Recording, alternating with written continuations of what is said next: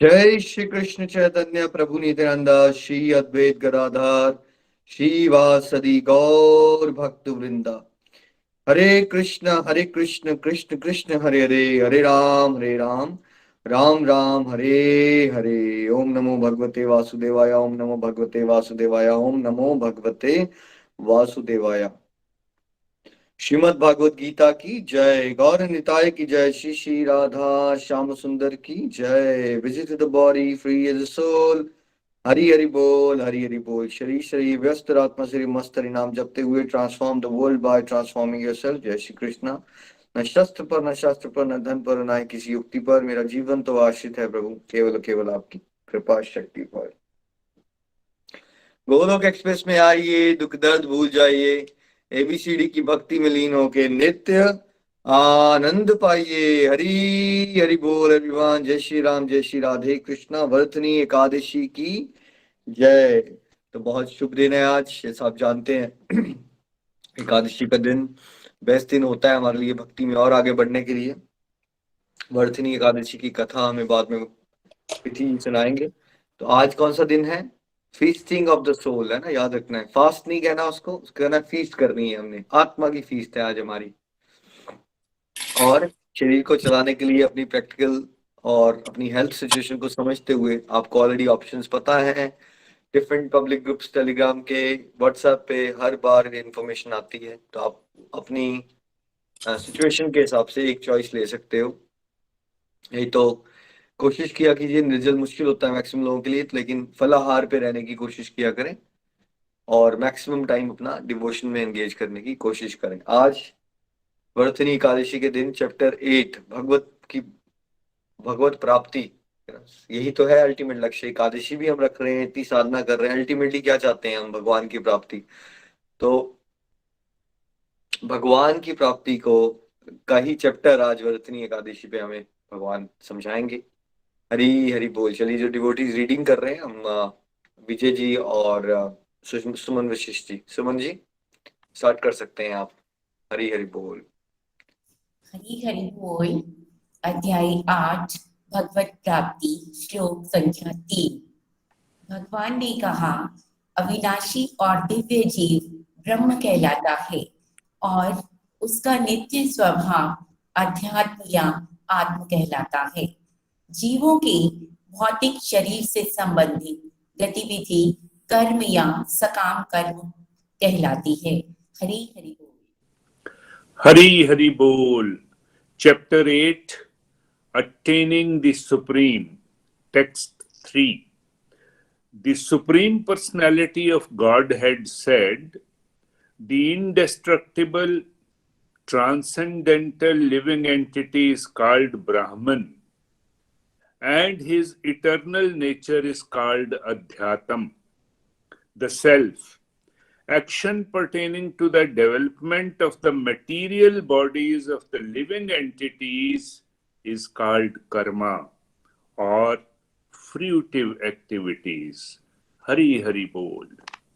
देखिए, 3 टर्मिनोलॉजीज आ रही है यहाँ पे, ब्राह्मण, अध्यात्म और कर्म, है ना। तो ब्रह्म क्या है, ब्राह्मण क्या है?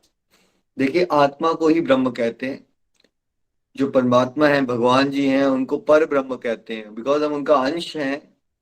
तो हमें ब्रह्म भी कहते हैं। जैसे आत्मा है, उस एक शब्द आत्मा भी होता है और आत्मा का ही सिमिलर सिनोनिम है ये, ब्रह्म भी कहते हैं, है ना। इसलिए हम अपने शास्त्रों में क्या कहते हैं? अहम ब्रह्मसि, मैं एक सोल हूं, राइट।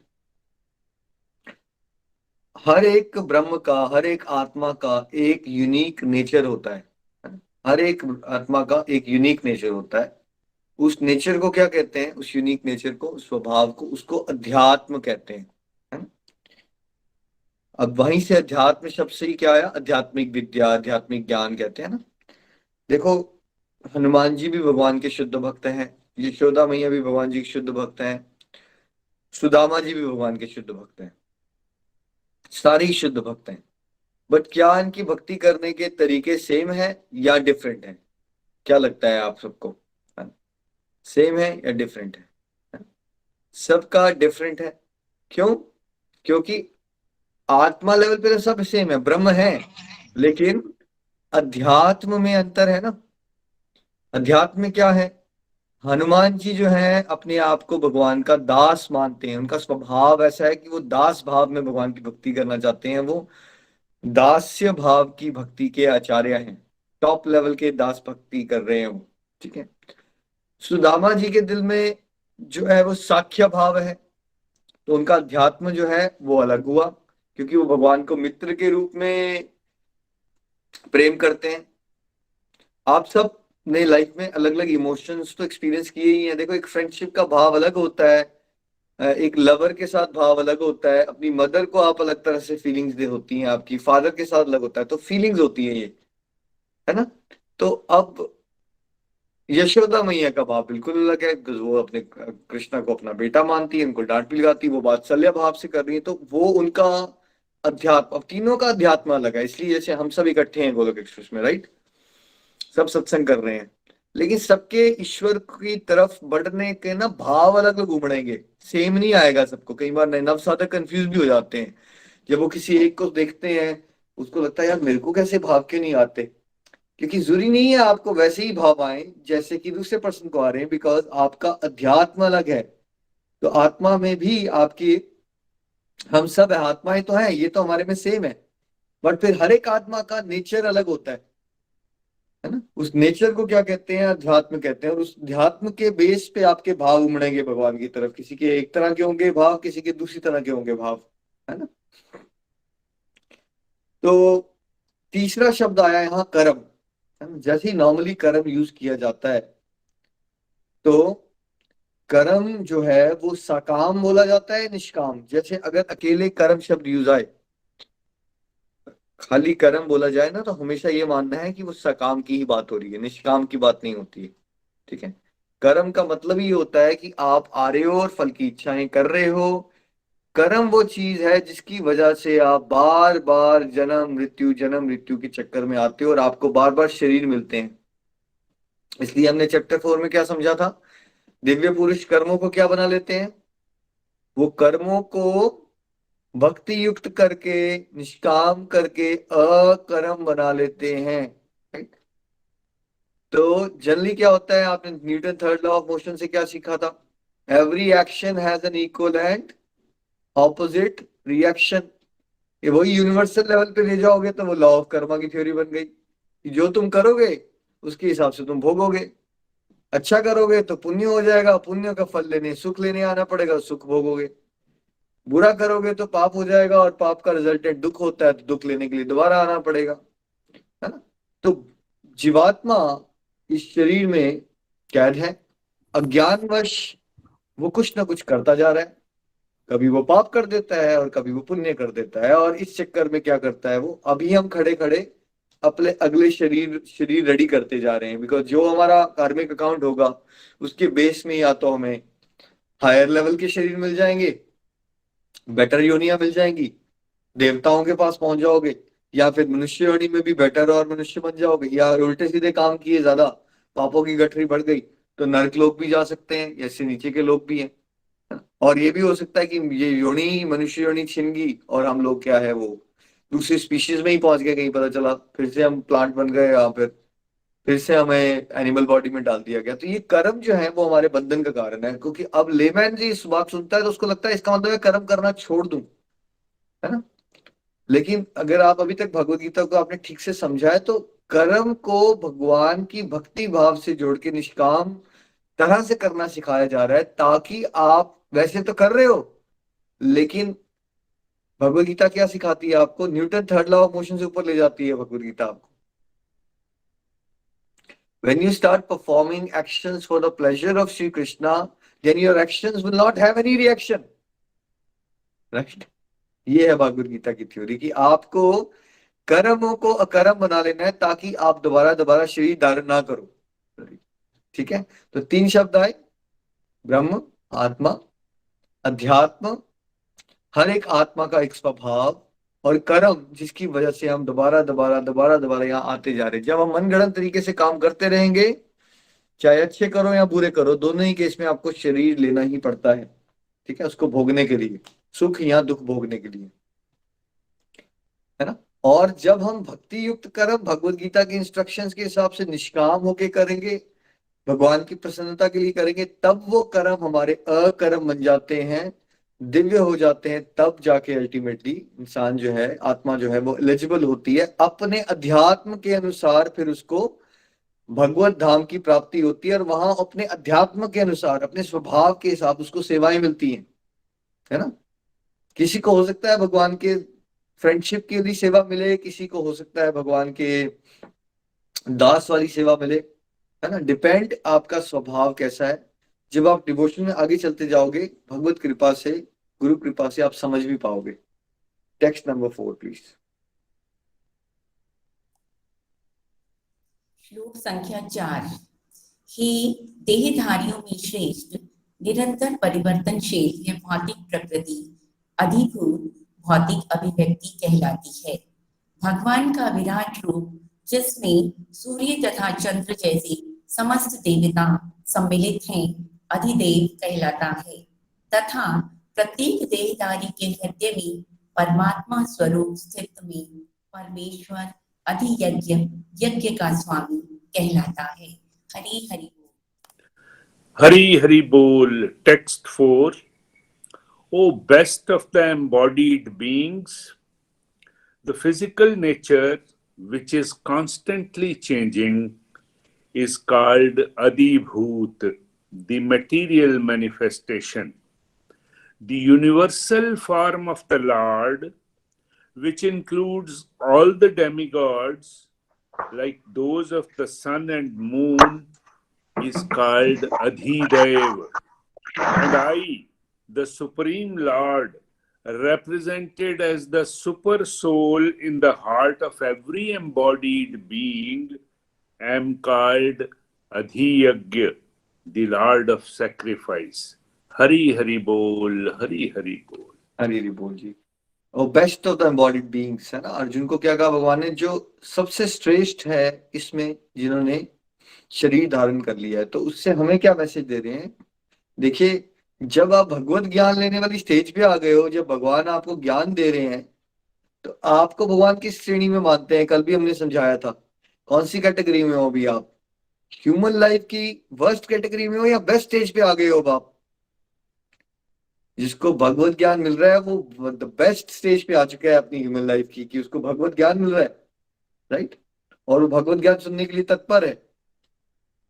देखो, हम सबको अपनी परिभाषाएं भी बदल लेनी चाहिए। अभी तक हमारी परिभाषाएं बेस्ट की, सक्सेस की, अच्छे की, बुरे की, सबकी अलग अलग है। अब हमारी डेफिनेशन जो ना भगवान के बेस पे होनी चाहिए। तो बेस्ट क्या होता है? जब आप अपने जीवन के पर्पस को समझ जाते हो, भगवान की बातें सुनने को तैयार हो जाते हो, भगवान से जुड़ना चाहते हो, तो आप बेस्ट स्टेज पे आ चुके हो। तो उस तरह से आप श्रेष्ठ हो गए। तो उस ये नहीं सोचना है लेकिन कि आप श्रेष्ठ हो गए, इसलिए नहीं सोचना है कि आप, जैसे मान लीजिए मैंने आपकी तारीफ की तो वो अलग बात है, लेकिन आप अपने अंदर ही अपनी हर समय तारीफें करते रहोगे तो उसलिए नहीं होता ये।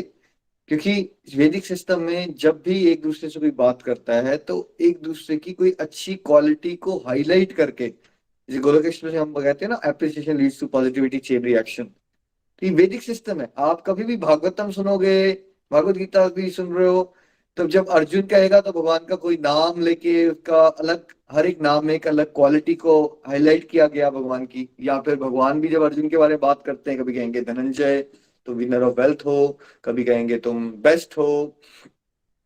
ये एक मिठास का एक सबसे अच्छा तरीका होता है एक दूसरे से बात करने का, कि दूसरे को सम्मान देके बात स्टार्ट करो अपनी।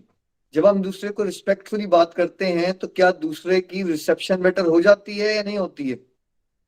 अगर विजय जी आपसे कोई बदतमीजी से बात करेगा तब आपका ध्यान उसकी बात सुनने में लगेगा, या आपको बड़े रिस्पेक्टफुली भी बात कर रहा हो तब आपका ध्यान ज्यादा जाएगा? कॉमन सेंस क्या कहती है आपकी? ऑब्वियसली जब कोई रेस्पेक्टफुली बात करेगा तो उसकी बात के ऊपर बहुत अच्छी तरह से ध्यान जाता है ना। तो देखिए, हमारे वैदिक सिस्टम में ना कई बार कोई क्वेश्चन भी पूछा ना, मान लीजिए सुखदेव गोस्वामी जी से परीक्षित महाराज ने, तो पहले सुखदेव गोस्वामी जी उनको तारीफ करेंगे, वाह वेरी नाइस क्वेश्चन, राइट। तो हमारा जो एक्चुअली ट्रू कल्चर है, अभी हम जो कल्चर बन गया वो हमारा ट्रू कल्चर नहीं है। ट्रू वैदिक कल्चर में अप्रिसिएशन को बड़ी इंपॉर्टेंस दी जाती है, कि हर एक किसी की अच्छी क्वालिटी को देखो और देखो अब भगवान ये भी तो कह सकते थे, best of the embodied being का, अबे तुम फंसे हुए हो यहाँ पे, जन्म मृत्यु के चक्कर में फंसे हुए नीच इंसान राइट, कह सकते थे कि नहीं? वो भी सच है। क्या ये सच है कि मैं और आप फंसे हुए हैं? हम सब फंसे पड़े हैं यहाँ पे। अगर हमने पाप किए नहीं होते तो हम आते ही नहीं ना। देखो दृष्टिकोण है ना, उन्हें कहा लेकिन फंसे हुए इंसानों में से श्रेष्ठ इंसान राइट, समझने की कोशिश कीजिए। तो ये ट्विस्ट होता है हमेशा। हमेशा हमें क्या सीखना है कि कोई भी नेगेटिव सिचुएशन का भी बेस्ट किसी का अंदर से बाहर निकालो ना, तो एम्बॉडीड के अंदर में तो जो जीवात्माएं हो, जो शरीर धारण किया, उसमें से तुम श्रेष्ठ हो राइट। तो इस तरह से हमेशा अप्रिशिएट करके एक दूसरे से बात करने की कोशिश किया कीजिए। अच्छा, अधिभूत, अधिदेव, अधियज्ञ, तीन शब्द भगवान ने यहाँ बोले हैं, तीन टर्मिनोलॉजीज यहाँ पे आई। अधिभूत, जो भी प्रकृति बदलती जा रही है, इंक्लूडिंग ये हमारा शरीर, अपनी बचपन की फोटो देखिए, बदल गया है सब कुछ। अपने आसपास पेड़ को देखिए, प्लांट्स को देखिए, हर चीज बदलती जा रही है ना? आप अपने नाखूनों को भी देखो, फिर 2 दिन के बाद देखो, बदलते जा रहे हैं। क्या है ये सब? ये अधिभूत का पार्ट है। जो भौतिक प्रकृति है वो क्या है?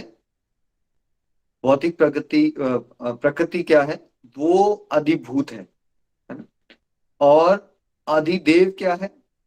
जो भगवान का विराट रूप है, जिसमें सारे के सारे देवी देवता इंक्लूडेड हैं। जब भगवान की बात होती है, भगवान श्री कृष्ण की बात होती है, तो सब कुछ इंक्लूसिव है उसमें। अभी चैप्टर 11 में आप देखेंगे, जब भगवान जी ने विराट रूप दिखाया, तो क्या उसमें गणेश जी नहीं दिखे? क्या उसमें शिव जी नहीं दिखे? क्या उसमें ब्रह्मा जी नहीं दिखे? क्या उसमें लक्ष्मी माता नहीं दिखे? उसमें अग्निदेव नहीं थे? क्या वायुदेव नहीं थे?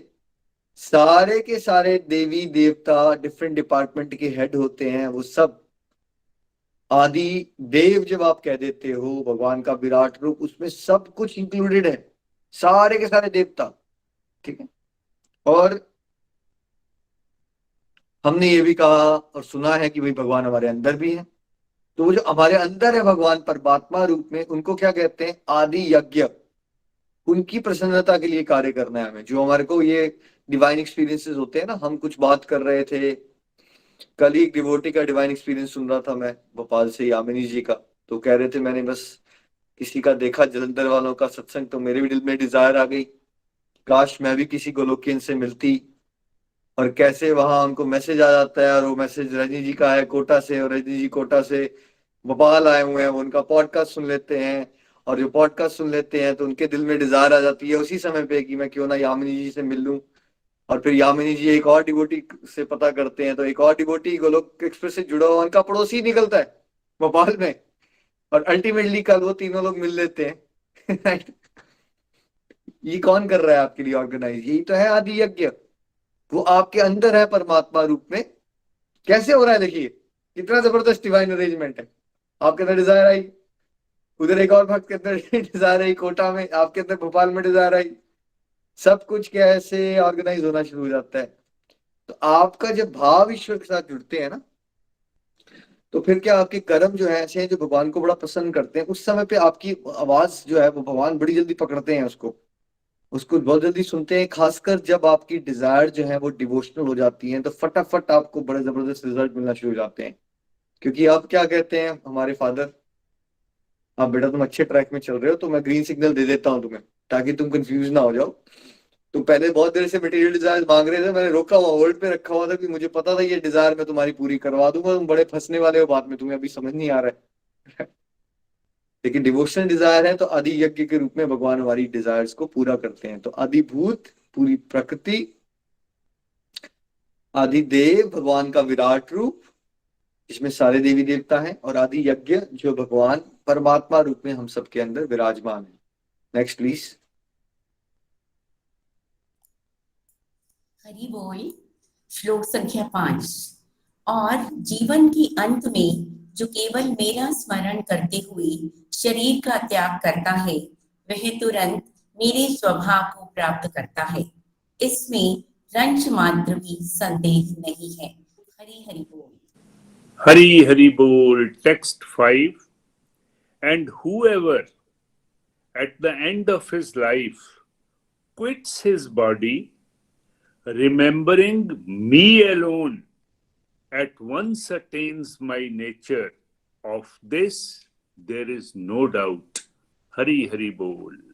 अगला भी पढ़ लीजिए सुमन जी एंड विजय जी, नंबर 6। श्लोक 6।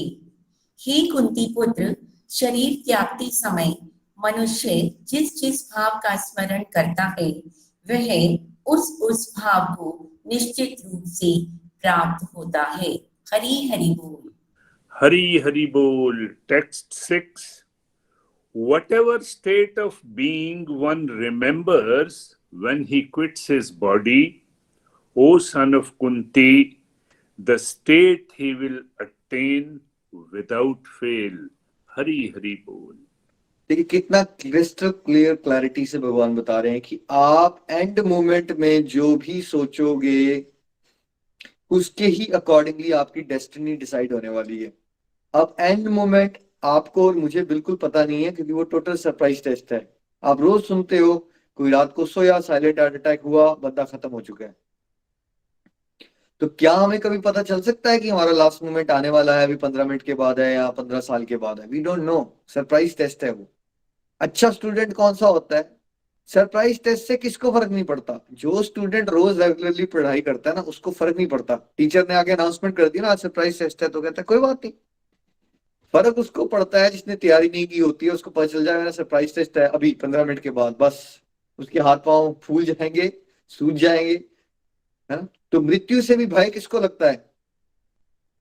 जो सत्संग साधना सेवा में अपने जीवन को निशावर कर देते हैं, या जिनको भगवान से कोई लेना देना नहीं होता, पूरी लाइफ जो ताश खेलते हैं, जुआ खेलते हैं और दुनियादारी में खोए पड़े होते हैं। और उसके बाद जब उनको पता चल जाए, अगर मान लो डॉक्टर ने कह दिया आप जाने वाले हो, तुम 15 दिन में, 20 दिन में, या लास्ट 6 मंथ रह गए तुम्हारी जिंदगी के, है ना। हाथ पांव फूल जाते हैं भाई लोगों के। जितना मर्जी आप, जब आप बड़े स्ट्रांग फील करते थे, हेल्दी थे, जब भगवान ने आपको समय दिया हुआ था, तब बहुत आप अकड़ दिखाते थे कि भक्ति की जरूरत नहीं होती है, अपना टाइम वेस्ट करना चाहते थे। तो फिर जब मृत्यु आएगी ना, तो ऐसा डंडा पड़ेगा ना आपको, वो आपको कॉन्सिक्वेंसेस उसके फेस करने हैं। वो आपके ही कॉन्सिक्वेंसेस है। जो जो कर रहा है उसके कॉन्सिक्वेंसेस किसको फेस करने पड़ते हैं? विजय जी, आपके एक्शंस के कॉन्सिक्वेंसेस मुझे फेस करने पड़ेंगे या आपको फेस करने पड़ेंगे, या अविनाश जी को फेस करने पड़ेंगे, या सुमन जी को फेस करने पड़ेंगे? देखिए निखिल जी, ये तो क्रिस्टल क्लियर है। मेरे कर्मों का फल मुझे ही मिलेगा और वो मुझे ही भुगतने पड़ेंगे, और कोई मेरे कर्मों का फल क्यों भुगतेगा। आप अंदर से क्या सोचते हो और कौन कैसी आदतें डाल लेते हो, किस प्रकार की सोच विकसित कर लेते हो, इसके भी जिम्मेवार आप खुद हो भाई, सभी लोग। भगवान ने भगवत ज्ञान में क्लियर कर दिया आपको। अगर आप शरीर छोड़ते समय, देखो 2 ही चॉइसेस हैं मेरे पास और आपके पास, तीसरी कोई चॉइस नहीं है। या संसार है और भगवान की माया है, या भगवान है। तीसरी चॉइस आपके पास अवेलेबल नहीं है। या मटेरियलिस्टिक प्लेटफॉर्म है, मटेरियल प्लेटफॉर्म है, या डिवोशनल स्पिरिचुअल प्लेटफॉर्म है। तीसरा कोई प्लेटफॉर्म एग्जिस्ट ही नहीं करता। ठीक है। तो या तो आपने अपनी आदत डाली हुई है संसारिक बातों को सोचने की और उसमें खोए रहने की। ठीक है। तो एक तो आपका पूरा जीवन चिंताओं से भरा रहेगा, काम क्रोध लोभ में फंसा रहेगा। और दूसरा, जब आप शरीर छोड़ रहे जा रहे हो तो क्या सोचोगे फिर आप, जब आपने लाइफ लॉन्ग, भाई हमें याद है स्कूल बचपन में ना, हम लोग लड़ाई करके ना वीडियो गेम्स ले आते थे। तब हमारे घर में होती, रेंटल पे मिलती थी सामुराई करके। रात रात भर जाके उस समय हम लोग वीडियो गेम्स खेलते थे। एक टैंक की गेम होती थी, बैटल स्टार गैलेक्टिका कुछ नाम था उसका, मैं भूल गया। और साथ में मारियो होती थी और कमांडोज होते थे, उसमें कमांडोज भी होते थे।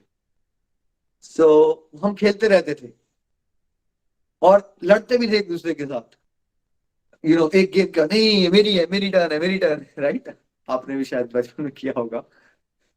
तो उसके बाद मुझे आज भी याद है, जब हम सोते भी थे ना, तो ऐसे लग रहा होता था हाँ लड़ाई चल रही है, वो कार्टून वो अंदर चल रहा होता सब कुछ, वो वीडियो गेम्स घूमना शुरू हो जाती। जो आप करते रहोगे लाइफ लॉन्ग, आप बेसिकली तैयारी कर रहे हो कि लास्ट मोमेंट में भी आप यही सोचने वाले हो। ठीक है। तो अगर आपने पूरा समय दुनियादारी के बारे में ही सोचते रहे, तो द प्रोबेबिलिटी कि आप दुनिया के बारे में ही सोच रहे हो शरीर छोड़ते समय, वो बहुत हाई है। क्योंकि आपने लाइफ लॉन्ग, ऐसा थोड़ी हो सकता है आप चलो मान भी लेते हैं कि आपको पता चल गया कि आप 6 महीने बाद जाने वाले हो, तो अगर आपने 70 साल बीवी बच्चे प्रॉपर्टी करियर पैसा इसके अलावा कोई बात ही नहीं की है, क्या आपको लगता है कि आप लास्ट 6 मंथ्स में जाके जोड़ों में दर्द हो रही होगी, कमर में दर्द हो रही होगी, यहाँ भी है, खांसी भी आ रही है, बात नहीं ठीक हो रही है, आंखें दिख नहीं रही है, सडनली आप भगवान को याद करना शुरू कर दोगे? राइट। यहाँ देखिए कॉमन एग्जांपल, अभी लास्ट वीक में थोड़ा सा बीमार फील किया मैंने, माला करना इतना मुश्किल हो गई थी, इतना मुश्किल हो गई थी। यहीं आप एक्सपीरियंस करके देख लो भाई, अभी क्यों डेथ की वेट करना चाहते हो आप? जब आप बीमार पड़ोगे ना, आपने बताना है उस समय पे आपके लिए हरिनाम करना भक्ति करना आसान हो जाती है उस समय या मुश्किल हो जाती है? आप में से कुछ लोग तो सत्संग नहीं लगा पाते, सब छूटना शुरू हो जाता है। ठीक है, तो थोड़ी सी बीमारी से ऐसा है तो बुढ़ापे में क्या होता होगा? बुढ़ापा तो मतलब ही बीमारी है, बीमारियों का घर है बुढ़ापा। ठीक है, तो जो चीजें आज नेचुरली आप कर रहे हो, आप में से बहुत सारे लोग है ना, आराम से खा रहे हो, आराम से बात कर रहे हो, ये आराम से नहीं होगा, सब कुछ में गड़बड़े हो जाएंगी। तो सूत्र क्या है कि एंड मोमेंट की तैयारी कीजिए, क्योंकि एंड मोमेंट कभी भी आ सकता है सरप्राइज टेस्ट के साथ तरह। या तो हमने अपने मन को ट्रेन कर लिया है प्रभु का नाम जपने के लिए, प्रभु की बातें करने के लिए, प्रभु का ये ज्ञान लेने के लिए, प्रभु की लीलाएं सुनने के लिए, प्रभु के रूप को निहारने के लिए। तो यानी कि हमने पूरी लाइफस्टाइल को, अपनी एक्टिविटीज को ऐसे मोल्ड कर लिया हुआ है। तभी तो सत्संग साधना सेवा का एक पैकेज है ना। एक्टिविटीज करते रहोगे डिवोशन की, तो धीरे धीरे धीरे आपका मन जो है भगवान से जुड़ी बातों में चला जाएगा, है ना। भगवान की कथाएं सुनते हैं, अच्छा अच्छा अब ओके, फिर भगवान ने ऐसे क्या क्या किया होगा, फिर ऐसे क्या हुआ वैसे क्या हुआ, कहीं ना कहीं जा रहा है आपका दिमाग। खाली तो बैठ नहीं सकते हम। अगर हम ये नहीं कर रहे हैं तो हम क्या सोचेंगे?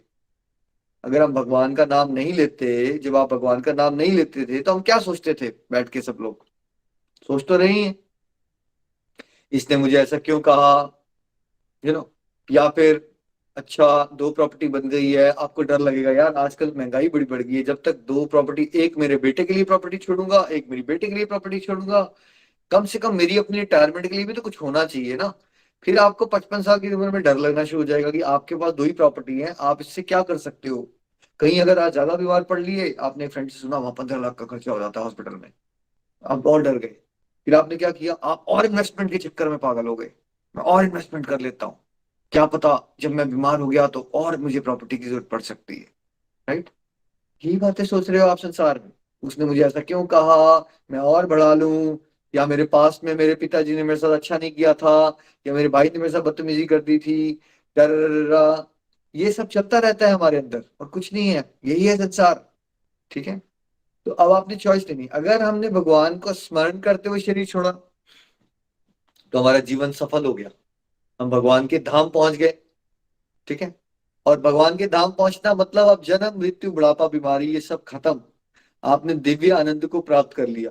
और भगवान को जिस रूप में आप याद करने की आदत डालते हो, उस रूप में फिर उसके अकॉर्डिंगली आपको मुक्ति के बाद भगवान का वो वाला पर्टिकुलर धाम मिल जाता है ना। अगर भगवान को भगवान श्री राम के रूप में भजते हो आप, आपकी अटैचमेंट भगवान के श्री राम रूप से है, तो फिर आपको मुक्ति के बाद कौन सा धाम मिलेगा? अयोध्या या साकेत धाम। ठीक है, जहां आपको भगवान जी वही रूप में मिलेंगे, बिकॉज आपने उनको उस रूप में भजा है, एक राजा के रूप में, है ना, श्री राम रूप में, राम लक्ष्मण सीता जी, है ना, हनुमान जी। और अगर आपकी आपकी झुकाव आपका झुकाव जो है भगवान को भगवान श्री कृष्ण रूप में लगाव हो गया आपका, तब कहाँ पहुंचोगे आप? तब आप गोलोक धाम पहुंचते हो। ठीक है, जहां श्याम सुंदर रूप होगा भगवान का, मुरली बजाने वाला बहुत इनफॉर्मल रूप होगा भगवान का। सबसे ज्यादा इनफॉर्मल और प्राइवेट लाइफ कौन सी है भगवान की? गोलोक धाम में। ठीक है, तो डिपेंड करता है, इसमें कुछ गलत सही नहीं होता भाई, भक्तों के अपने अपने भाव होते हैं, भगवान ने भी चॉइस दे रखी है आपको कि आप किस भाव, बट इंपॉर्टेंट ये है कि आप भगवान के साथ अपने मन को लगाओ, क्योंकि मन को नहीं लगाओगे, we don't know when is the last moment of life, आप किसी न किसी वर्ल्डली प्रोजेक्ट के बारे में सोचते सोचते शरीर छोड़ोगे। जब आप शरीर छोड़ोगे संसार के बारे में सोचते हुए, देखिए वेरी कॉमन सिचुएशन, इस जन्म में कोई जो हस्बैंड है और एक वाइफ है, वेरी गुड चांसेस कि जो वाइफ है वो पिछले जन्म में हस्बैंड थी, और जो हस्बैंड है वो पिछले जन्म में क्या था? वाइफ था। बहुत कॉमनली होता है। क्यों? क्योंकि अगर अटैचमेंट है बहुत ज्यादा एक दूसरे के साथ, लाइफ पार्टनर के साथ, तो जो वाइफ है वो किसके बारे में सोच रही होगी? वो हस्बैंड के बारे में सोच रही है शरीर छोड़ते समय, तो उसको मेल बॉडी मिल गई अगले जन्म में। और जो हस्बैंड है मान लो वो वाइफ के बारे में सोच रहा है, शरीर तो उसको फीमेल बॉडी मिल गई। और बिकॉज उनकी अटैचमेंट बहुत ज्यादा है, उसी तरह से अटैचमेंट है, तो फिर उसको उनको बिकॉज उनकी डिजायर वैसी है, उनको फिर से उसी रिलेशनशिप में ले आया जाता है। ऐसा भी होता है। तो कहने का मतलब है कि आप जो सोच के शरीर छोड़ोगे, वैसे ही भावों की वजह से आप वैसा ही शरीर धारण कर लोगे। शास्त्रों में उदाहरण आते हैं, अगर आप देखिए, बेस्ट एग्जांपल तो भारत महाराज का है। जब वो शरीर छोड़ते समय हिरण के बारे में सोच रहे थे, तो कौन सा शरीर मिल गया उनको? हिरण का शरीर प्राप्त कर लिया उन्होंने, है ना। इसलिए आपको बड़ा केयरफुल रहना है, आप कितनी संसारिक अटैचमेंट्स रखोगे, है ना। इस चीज पे आपको केयरफुल रहना है ना? देखिए, एक अध्यात्म में बढ़ने वाला इंसान हर एक दृष्टि को बड़ा अलग दृष्टिकोण से देखता है। सांसारिक इंसान अलग दृष्टिकोण से देखता है, ठीक है। फॉर एग्जाम्पल, सांसारिक इंसान है, ऑस्ट्रेलिया में आओगे, कितने पेट रख लेते हैं बताइए? कितने कुत्ते बिल्लियां होते हैं इनके घर में? फॉरेन कंट्रीज में आओगे ना आप, चार चार पांच पांच, कई बार तो 3 बिल्लियां 2 कुत्ते घर में रखे होते हैं, इतने ज्यादा पेट्स होते हैं इनके पास, ठीक है। और पेट के मरने के बाद भी ये वैसे ही दुखी होते हैं जैसे इंसान के मरने के बाद। इतनी ज्यादा अटैचमेंट हो जाती है, बिकॉज अगर आप संसारिक हो तो आपको क्या लगेगा? लाइफ का पर्पस क्या है? अपनी अटैचमेंट बढ़ाना या घटाना? आपको लगेगा लाइफ का पर्पस ही है ना अटैचमेंट। जब तक मैं हूं तब तक मैं जितनी अटैचमेंट बना लूं उतना ही अच्छी है। अगर आप आध्यात्मिक दृष्टि से आगे चलते हो ना, तो आप फॉर एग्जाम्पल आप एनिमल वेलफेयर के लिए डोनेट कर दोगे, वहां सपोर्ट कराओगे, बट आप क्या रखोगे? यू विल ट्राई कि आप ऐसा ना करो जबरदस्ती आप पेट रख लो। बिकॉज एग्जाम्पल से समझा रहा हूं आपको, बिकॉज यहाँ पे ऑलरेडी मुसीबतें पड़ी हुई हैं। एक वाइफ है, एक बच्चे हैं, एक आपकी मदर है, फादर है, प्रॉपर्टी है, इनकी आसक्तियां आपसे छूट नहीं रही अभी। फिर आपने एक और जीव जंतु को अपने जीवन में घुसाया, ठीक है। और क्या ये स्वाभाविक है भाई? जो भरत जी पूरा संसार छोड़ के जंगल में चले गए थे, राजपाट छोड़ने के बाद वहां जाके वो हिरण से प्रेम में मोह में फंस सकते हैं, तो क्या आप बहुत बड़े पहुंचे हुए धर्मात्मा हो? क्या आप एक जानवर से लगाव नहीं हो सकता आपको? हो सकता है, नहीं हो सकता? बिल्कुल हो सकता है। तो हर चीज आध्यात्मिक दृष्टि से देखा करो। यू हैव टू अपना सोशल दायरा वैसा नहीं बढ़ाना है कि आपके पास अटैचमेंट के और फैक्टर्स बढ़ते जाएं। विद एज अटैचमेंट के फैक्टर्स को घटाने का प्रयास करना है, बढ़ाने का प्रयास नहीं करना है। ये नहीं लेना है, नहीं नहीं नहीं, क्या फर्क पड़ता है, मैं निष्काम हो सकता हूँ, कोई बात नहीं, मैं यहाँ भी इसको भी ला लेता हूँ, मैं उससे भी दोस्ती कर लेता हूँ, मैं पेट भी रखता हूँ, मैं ये भी करता हूँ। आप बढ़ाओगे ना, संसार इज वेरी डेंजरस। चाहे आपने जितनी मर्जी ज्ञान रखा हो, लेकिन कब आपकी अटैचमेंट एक पर्टिकुलर जीव जंतु के साथ इतनी बढ़ जाए।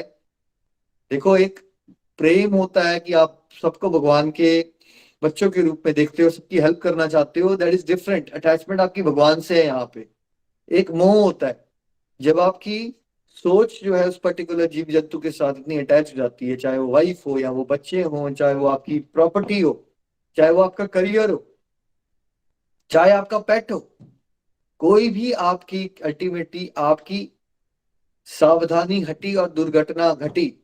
इसलिए बी केयरफुल, आपको चेक करना है आपका मन कहाँ जा रहा है बार बार। बच्चे बड़े हो गए हैं, शादियां हो गई हैं, दूसरी कंट्रीज में रहते हैं, डू यू नीड टू कि आप रोज उनसे घंटों घंटों बातें करो? Should you start doing it? 60 साल के हो गए हो आप, करना चाहिए आपको ये? या आपको धीरे धीरे घटा देना चाहिए बात करना? क्या करना चाहिए आपको? ज्यादा बात करनी चाहिए, कम बात करनी चाहिए? क्या करना चाहिए आपको? क्या ये स्वाभाविक है आप ज्यादा बात करोगे, विपोतों से भी करोगे, विपोतियों से भी करोगे, तो क्या हो सकता है अंत मोमेंट पे आप पोते पोतियों को याद करना शुरू कर दोगे? फिर हो सकता है या नहीं हो सकता? ये भाई हो सकता है ना, क्यों नहीं हो सकता? जब बच्चा खेलता है तो बड़े बड़े धर्मात्माओं का दिल पिघल जाता है वहां पे, बच्चों को देख के, ठीक है। तो इसलिए ना थोड़ा सा स्ट्रिक्टली चला करो अब अपने साथ, है ना। क्योंकि आप स्ट्रिक्ट नहीं रहोगे, कौन सा विचार आपके बंधन का कारण बन जाएगा। हम मुक्ति के बहुत नजदीक आ चुके हैं सभी लोग, हमें फूक फूक के कदम रखने चाहिए। ड्यूटीज तो करो भाई, है ना। बट जबरदस्ती के पंगे मत ले लो संसार में। ये मत सोचो कि आप बहुत बड़े आगे पहुंच गए हो, क्या फर्क पड़ता है, क्या फर्क पड़ता है। नहीं, फर्क पड़ सकता है। शौबरी मुनि को अगर मछलियों को देख के फर्क पड़ सकता है, ठीक है, तो क्या मुझे और आपको फर्क नहीं पड़ सकता? मैं और आप कहाँ हैं? कुछ भी नहीं है हम शौबरी मुनि के लेवल पे। जल समाधि ले सकते हो आप, मैं तो नहीं ले सकता। हम तो 1 मिनट जल समाधि नहीं ले सकते। वो हजारों साल जल समाधि लेने के बाद उस लेवल की तपस्या के लेवल पे भी मछलियों को देख के भटक सकते हैं अगर संभोग करते हुए, तो हमारे को क्या? इसलिए जबरदस्ती पंगा मत लिया करो। इन द सेंस जितना मिनिमम पॉसिबल आपकी रिक्वायरमेंट है ना वर्ल्ड में, उतना ही रखो उसको। और एज के साथ वो मिनिमम पॉसिबल रिक्वायरमेंट आपकी एक्सपेंशन होनी चाहिए या डाउन साइजिंग करना है आपको मटेरियल लाइफ के रिश्ते नातों से, दोस्ती यारियों से, प्रॉपर्टी पैसे के जंजाल से, उम्र के साथ घटते जाना चाहिए, है ना? बिकॉज कभी नहीं पता हमारा लास्ट मोमेंट क्या है। और उम्र के साथ आप जैसे 24 आवर्स नौकरी करते थे वैसे हो जानी चाहिए आपकी डिवोशन, है ना? पहले भी होनी चाहिए, लेकिन पहले गृहस्थ आश्रम में रहते हुए उस लेवल की डिवोशन पे वैसे पहुंचना मुश्किल होता है। लेकिन जब आप 50 ईयर्स के हो जाते हो, you should get super serious about, serious तो पहले भी रहिए मेरा कहने का मतलब है, बट अगर 50 ईयर्स के हो गए आप, तो आपको अब बहुत ही स्ट्रिक्ट स्टेप्स लेना शुरू कर देने चाहिए अपनी स्पिरिचुअल एडवांसमेंट के। बिकॉज कलयुग में आप कितने जीने वाले हो? 100 साल जियोगे आप में से कोई एक्सपेक्ट करता है 100 साल जीना? 100 साल, 150 साल, कोई एक्सपेक्टेशन तो नहीं ऐसी कर रहा है। बहुत जी जाओगे भाई, 70, 75, 80, बहुत ज्यादा। लास्ट के 10 साल वैसे ही जूते पड़ने हैं आपको और मुझे, है ना? घर वाले भी मारेंगे, समाज भी मारेगा, और साथ में हेल्थ भी मारेगी। तो ये थोड़ा बहुत जो बचा हुआ समय है 50 के बाद भी, अगर आप हेल्दी हो, do not waste your time, है ना? Make modifications. अगर आपको भगवान ने फाइनेंसेस दिए हुए हैं तो do not leave a conventional life कि पागलों की तरह आपको लगी जा रहा है। अच्छा, टिपिकल लाइफ रिटायर्ड होती है 65 साल में, तो मैं 65 साल के बाद रिटायर। अगर आपके रोटी कपड़ा मकान सॉर्ट आउट हो चुका है, if it helps you by taking voluntary retirement, right, ताकि आप और आपके हस्बैंड 3 महीने वृंदावन जाओ, धाम यात्रा करो, खूब सारा हरि नाम करो, कोई पैसे की इशू नहीं है आपको, तो why are you working more and more? क्यों करना चाहते हो आप 70 साल तक? Why don't you utilise your time? Just because सभी करते हैं, राइट? भाई सभी तो कुएं में गिर रहे हैं, आप क्यों गिरना चाहते हो? ठीक है। तो ऐसा नहीं होता है कि कन्वेंशनल एबीसीडी मॉडल का मतलब, कई बार ना भक्त ये सोच लेते हैं कि जो चल रहा है उसको चलने दो। ऐसा नहीं। आपको स्ट्रिक्ट भी होना है अपनी डिवोशनल प्रोग्रेस के लिए, तालमेल भी बनाना है, लेकिन एट द सेम टाइम जब आपको फाइनेंसेस भगवान ने अगर दे रखे हैं वैसे, तो स्टार्ट टेकिंग स्टेप्स जहां आपका वर्क लाइफ का टाइम घटे, आपका डिवोशन का टाइम बढ़े। बिकॉज देखो, वर्क लाइफ के साथ साथ डिवोशन करना, ये कुछ ऐसी बात है जैसे अर्जुन कुरुक्षेत्र के मैदान में भगवान को याद भी कर रहा है यार, धनुष बाण भी चला रहा है, लेकिन उसमें वैसी इंटेंसिटी कभी नहीं हो सकती डिवोशन की, वैसी इंटेंसिटी नहीं हो पाएगी। ठीक है, इसलिए वो भी करना है जब तक आपकी ड्यूटीज हैं। लेकिन अगर अब आपकी कोई ड्यूटी नहीं रही है तो जबरदस्ती उसको ड्यूटी बना के उसमें ओवरली कॉम्प्लिकेट मत करो अपनी लाइफ को, है ना? सो जहां जहां हो सके इस सब पॉइंट्स को समझिए। Any day can be the last moment of our life, है ना? जितना इस विचार पे सोचोगे, फ्यूचर की टेंशन लेने की आपको आदत है, तो इस बारे में सोचा करो, व्हाट इफ मेरा आज शरीर छोड़ने का आखिरी दिन आ गया है, आखिरी मोमेंट है, तो उस समय पे मैं क्या यही सोचता रह जाऊंगा, मेरी सास ने मुझे ये कहा था, मेरे साथ ये हो गया, मेरा बेटा नहीं हो रहा, मेरी शादी नहीं हो रही, मैं ये बातें सोच रहा हूँ लास्ट मोमेंट पे? टेंशन लेनी है तो इन बातों की टेंशन लिया करो आप। जब इन बातों की टेंशन लोगे तो संसारिक टेंशन गायब हो जाएगी आपके जीवन से। और टेंशन इस बात की लेनी चाहिए आपको कि कभी भी हम शरीर छोड़ सकते हैं। क्या हमने तैयारी कर ली है? क्या हम परमात्मा को याद कर पाएंगे एंड मोमेंट में? वो कैसे पता चलेगा आपको? अगर आप पूरा दिन भगवान को याद कर रहे हो तो then you don't need to worry. But अगर आप अभी संसार में, हर समय आपके संसार में कभी कभी भगवान याद आते हैं, then you don't need to worry. The chances of कि आप एंड में भगवान को भूलोगे बहुत हाई है उसके, है ना? तो इसलिए अपनी स्पिरिचुअल प्रैक्टिसेस को बढ़ाइए। और अगर आप में से बहुत सारे लोग फाइनेंशियली वेल ऑफ हैं, अपनी लाइफस्टाइल को मॉडिफाई कीजिए, डाउन साइजिंग की तरफ ध्यान दीजिए, और परोपकार की तरफ ध्यान कीजिए, और पैसा इकट्ठे करने को ध्यान मत दीजिए। परोपकार, खुद भी भक्ति में आगे बढ़िए, प्रचार प्रसार कीजिए, दूसरों का भी कल्याण कीजिए। हरि हरि बोल जी। Next please. हरि हरि बोल। श्लोक संख्या 7। अतएव हे अर्जुन, तुम्हें सदैव कृष्ण रूप में मेरा चिंतन करना चाहिए और साहती युद्ध करने के कर्तव्य को भी पूरा करना चाहिए। अपने कर्मों को मुझे समर्पित करके तथा अपने मन एवं बुद्धि को मुझ में स्थिर करके तुम निश्चित रूप से मुझे प्राप्त कर सकोगी। हरि हरि बोल। Hari Hari Bol. Text 7. Therefore, Arjuna, you should always think of me in the form of Krishna, and at the same time carry out your prescribed duty of fighting. With your activities dedicated to me and your mind and intelligence fixed on me, you will attain me without doubt. हरी हरी बोल। मुझे कृष्ण रूप में याद भी करते रहो, duties भी करते रहो, मैं तुम्हें प्रॉमिस करता हूं कि तुम मुझे प्राप्त करोगे। देखिए, भगवान की अगर पर्सनल सजेशन आप मांगोगे, वो कह रहे हैं मानोगे, तो आप वो यही सजेस्ट करते हैं आपको कि उनको कृष्ण रूप में ही याद करो। क्यों? भगवान तो सारी भगवान है, तो भगवान कृष्ण रूप ही क्यों कह रहे हैं यहाँ पे स्पेसिफिकली? क्योंकि जो भगवान की सबसे ज्यादा मनमोहनी और सबसे ज्यादा अट्रैक्टिव और इसमें सबसे ज्यादा रस मिलता है ना, जिस रूप के एसोसिएशन के साथ, वो भगवान श्री कृष्ण का रूप है। क्योंकि परम पुरुषोत्तम भगवान है।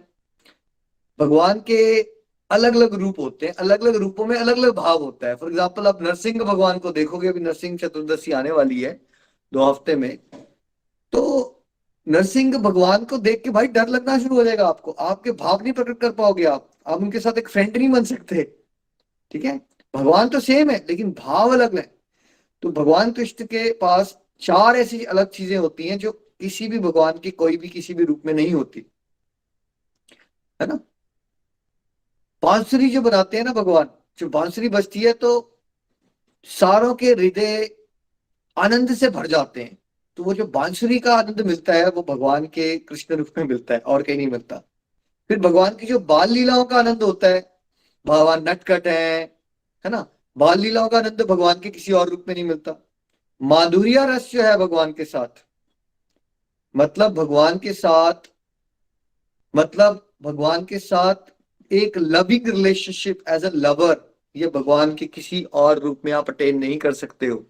ठीक है, और भगवान का जो स्टाइल है, जो उनका रूप माधुरी है, भगवान इज मतलब कृष्ण भगवान इज वेरी स्टाइलिश। जैसे यहाँ संसार में भी आप सेलिब्रिटी से क्यों अट्रैक्ट हो जाते हो? कोई बहुत स्टाइलिश होता है तो उससे अट्रैक्ट होते हो, या जो स्टाइलिश ना हो उससे अट्रैक्ट हो जाते हो? किससे अट्रैक्ट होते हैं? स्टाइलिश। भगवान का खड़े होने का तरीका, बात करने का तरीका, भगवान में जो ह्यूमर का, जब वो सीरियस बात करेंगे तो दुनिया के सबसे बेस्ट ऑरेटर भी बन सकते हैं, बट एकदम पलटी मार के वो इतना जबरदस्त ह्यूमर भी कर सकते हैं जो आप इमेजिन नहीं कर सकते, है ना। भगवान की आंखें हिलाने का तरीका, बात करने का तरीका, मोर पंख लगाने का ड्रेसिंग सेंस, है ना, सरकाजम। तो जो भगवान श्री कृष्ण का ये जो रूप है ना, वो बहुत सबसे ज्यादा अट्रैक्टिव रूप है भगवान का, है ना। इसमें दिल लगाना भगवान की भक्ति में बहुत आसान हो जाता है। और भगवान कृष्ण में आपने अगर मान लीजिए दिल लगाया हुआ है ना, सबसे ज्यादा इजीली आपको कौन सी कथाएं सुनने को मिलती है? अगर आप अभी पूरा चेक कर लो अपना, सबसे ज्यादा लीलाएं किसकी सुनने को मिलती है आपको? बचपन से शुरू हो जाइए, कहाँ आती, किसकी लीलाएं सुनाई जाती है सबसे ज्यादा? सबसे ज्यादा लीलाएं है ना भगवान कृष्ण की। तो जब लीलाएं ज्यादा होती है तो भक्त के लिए उसमें मन लगाना आसान होता है। जब लीलाओं में रस बहुत ज्यादा होता है तो भक्त के लिए लीलाओं में मन लगाना बहुत आसान हो जाता है। तो भगवान कृष्ण की भक्ति में, भगवान में दिल लगाना बहुत आसान है। इसका ये मतलब नहीं है कि अगर आपको भगवान की किसी और रूप में श्रद्धा आ गई है तो उसमें कुछ गलत नहीं है भाई, बट ये श्रेष्ठ होता है बिकॉज उसमें आनंद जो है, भगवान एक ही है लेकिन भगवान अपने अलग अलग रूपों में अलग अलग भाव प्रकट करते हैं। जैसे नरसिंह भगवान ने भाव अलग प्रकट किया है, वामन रूप में उन्होंने अलग भाव प्रकट किया है, परशुराम जी का अलग भाव है।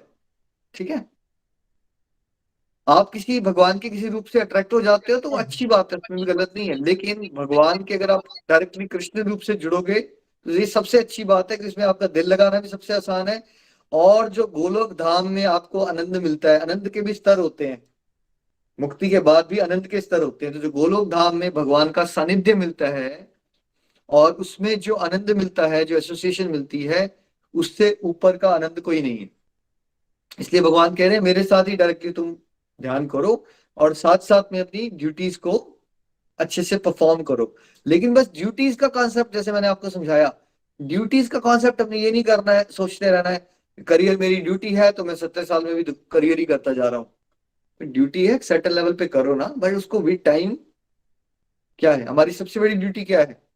नौकरियों पे जाना, बच्चों को बड़ा करना, या हमारी सबसे बड़ी ड्यूटी है ये समझना कि हम आत्मा है और परमात्मा की सेवा करना? सबसे बड़ी ड्यूटी ये है। तो जब तक तो आपकी वर्ल्डली लाइफ में आप उस लाइफ स्टेज पे हो, 25 के हो, 30 के हो, तो अपनी वर्ल्डली लाइफ की ड्यूटीज को भी डिवोशनली करो। But at the same time जब आप 50 साल के हो जाते हो तो अपनी वर्ल्डली लाइफ की ड्यूटीज को एक्सपैंड मत करते रहो, जबरदस्ती की बनाते मत रहो कि मेरा सोशल लाइफ में वहां जाना भी ड्यूटी है, उसके घर में शादी है वहां भी ड्यूटी है मेरी, राइट? उसको थोड़ा सा घटाओ और फिर अपनी स्ट्रिक्ट स्पिरिचुअल प्रैक्टिसेस पे भी ध्यान दो। वॉटिंग प्लीज।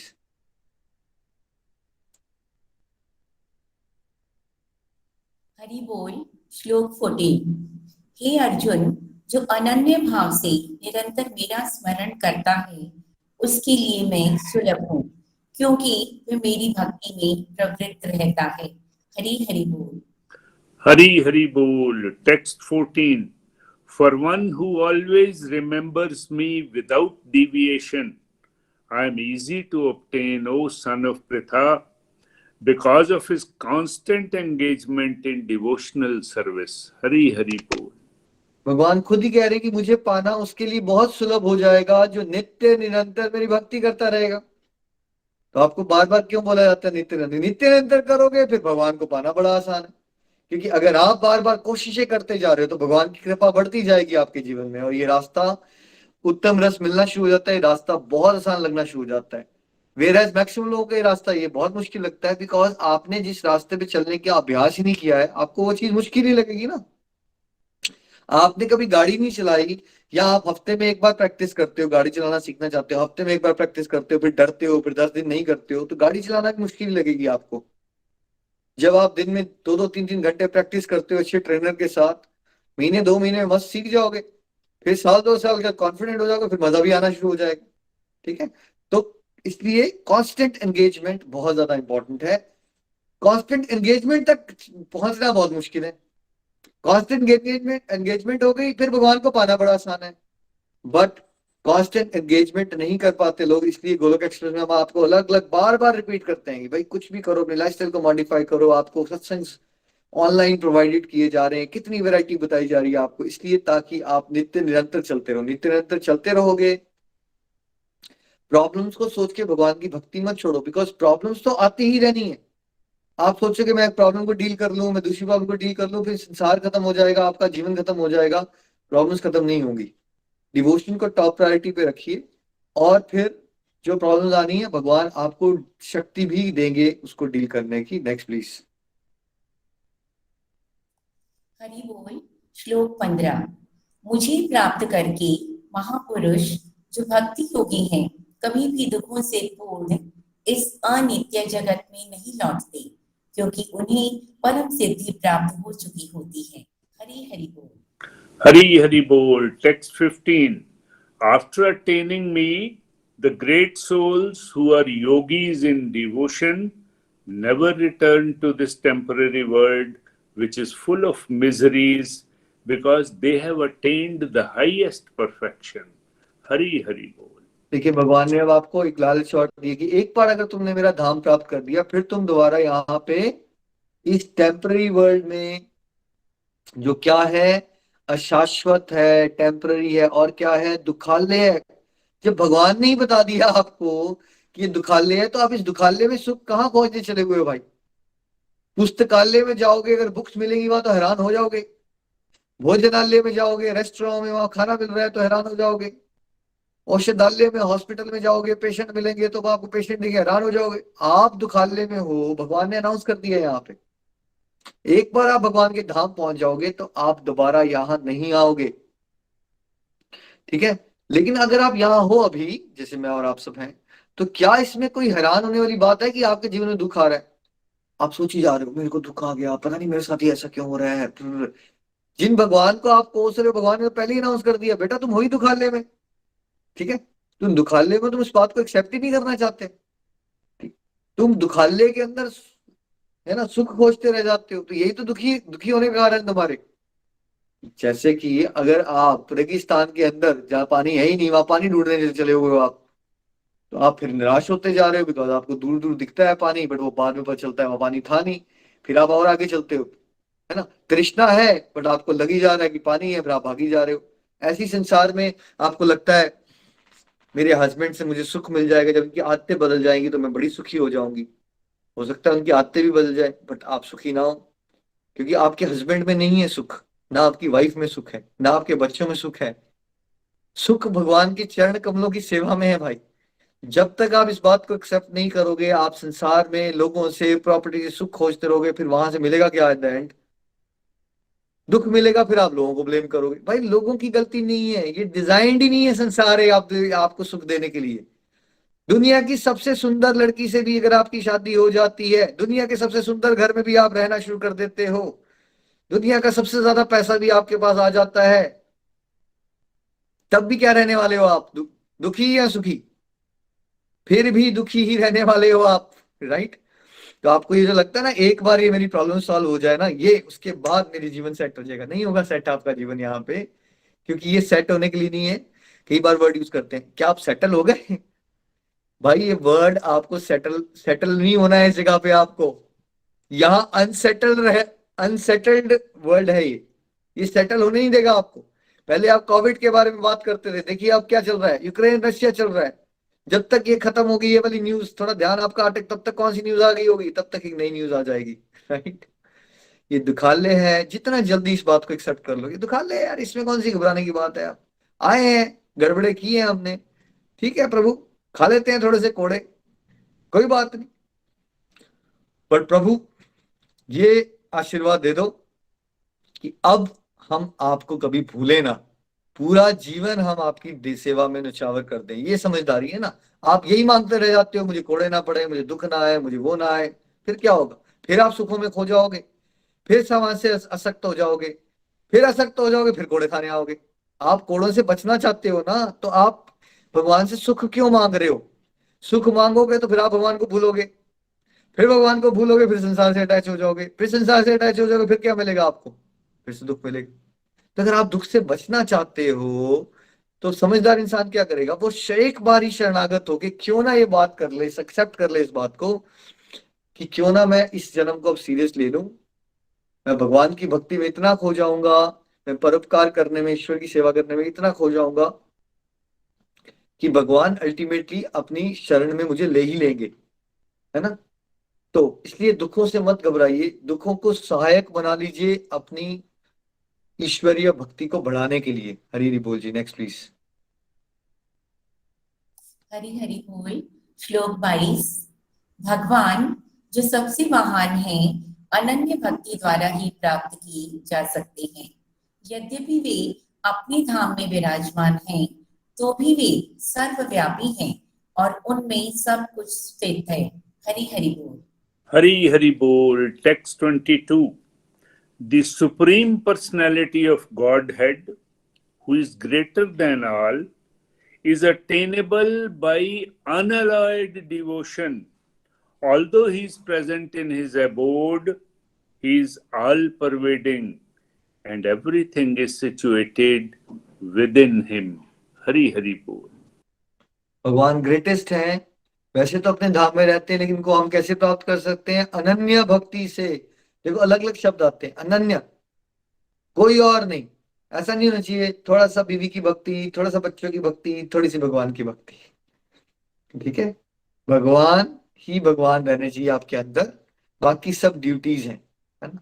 जब वो स्टेज आप अटेन कर लेते हो, अनन्य शुद्ध शुद्ध भक्ति, है ना, तब भगवान को आप प्राप्त कर सकते हो। और कोई तरीका नहीं है भगवान को प्राप्त करने का, ठीक है? बाकी सब तरीके आपको थोड़ा बहुत भगवान की डायरेक्शन में लेके जा सकते हैं, सात्विक गुण बढ़ा सकते हैं, बट और ध्यान वाले मार्ग से चलोगे तो भगवान की ज्योति में विलीन हो सकते हो आप।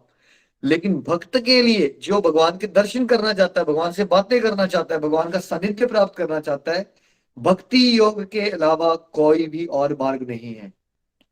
Text 28 please.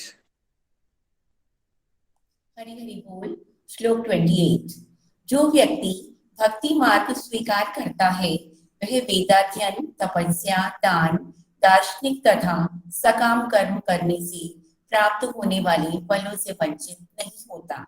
वह मात्र भक्ति संपन्न करके इन समस्त फलों की प्राप्ति करता है और अंत में परम नित्य धाम को प्राप्त होता है। हरि हरि बोल। Hari Hari Bol, text 28. A person who accepts the path of devotional service is not bereft of the results derived from studying the Vedas, performing austere sacrifices, giving charity, or pursuing philosophical and fruitive activities.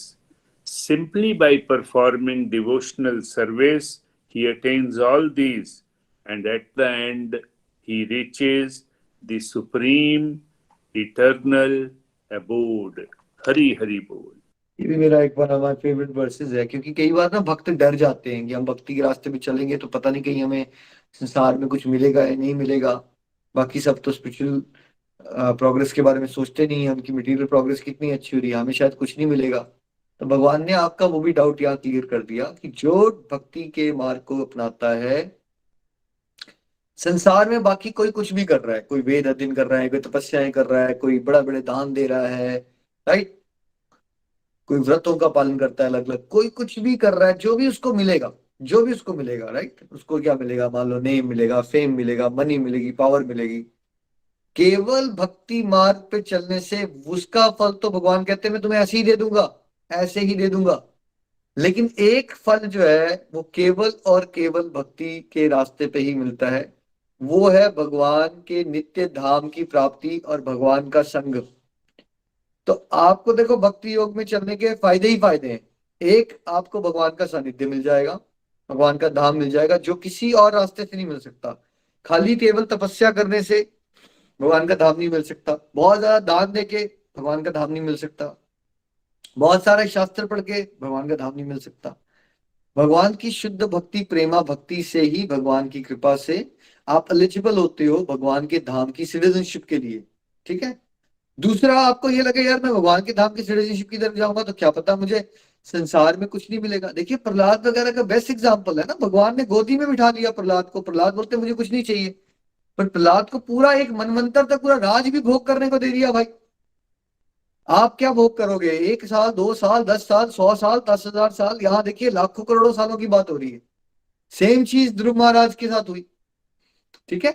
Sudama के साथ क्या होता है, सुदामा भी आता है वहां से तो राजमहल बन जाते हैं। ये नहीं है कि आप भगवान की भक्ति में चलते हो, देखो शुद्ध भक्त को भगवान से व्यापार नहीं करना चाहिए, बट वो अलग बात है कि जब भगवान के साथ कोई जुड़ जाता है तो भगवान की कृपा से उसको सांसारिक लाभ तो ऐसे ही हो जाते हैं जो लोग जिस चीज के लिए पापड़ बेलने की कोशिश करते हैं। अच्छा ये बताइए, क्या मान सम्मान और यश पाने की अभिलाषा होती है सबके अंदर?